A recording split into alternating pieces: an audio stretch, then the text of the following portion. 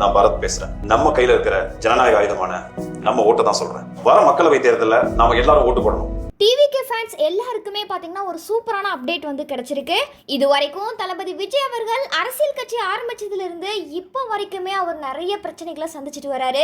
இதனாலேயே ஒரு சில பேர் பார்த்தீங்கன்னா விஜய்க்கு ஆதரவாகவும் இன்னும் சில பேர் பார்த்தீங்கன்னா விஜய்க்கு நெகட்டிவாகவும் விமர்சனங்களை முன் வச்சுட்டு வராங்க. இதற்கிடையில தமிழ்நாடு சட்டமன்ற தேர்தலுமே பார்த்தீங்கன்னா நெருங்கிட்டு வருது. இப்போ இந்த பிரச்சனையெல்லாம் தாண்டி விஜய் அவர்கள் பார்த்தீங்கன்னா இந்த எலெக்ஷன்ல தனித்து போட்டியிடுறதா கிட்டத்தட்ட உறுதியாயிருக்கு.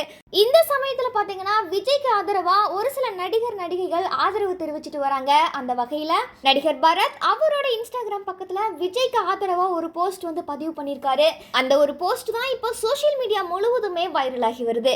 நடிகர் பரத் அவரோட இன்ஸ்டாகிராம் ஸ்டோரியில என்ன பதிவு பண்ணியிருக்காருன்னா, வாழ்த்துக்கள் விஜயண்ணா அப்படின்னு சொல்லி மென்ஷன் பண்ணியிருக்காங்க. அதோட தமிழக வெற்றி கழகத்தோட சின்னம் இருக்கிற மாதிரியான ஒரு பதிவை ஷேர் பண்ணியிருக்காரு. முக்கியமா விஜயோட ஒரு போட்டோவையுமே ஷேர் பண்ணியிருக்காரு. அது மட்டும் இல்லாம விஜயோட இந்த அரசியல் பயணம் கண்டிப்பா ஒரு மிகப்பெரும் மாற்றத்தை ஏற்படுத்தும்.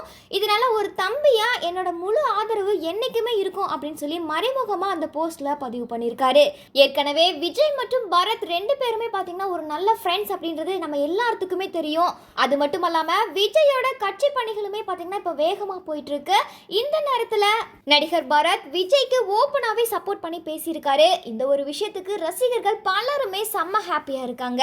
இப்ப ரீசெண்டா பாத்தீங்கன்னா தளபதி விஜய்க்கு நிறைய பாசிட்டிவான கருத்துக்களும் வருது, அதே மாதிரி நெகட்டிவான கருத்துக்களுமே வருது.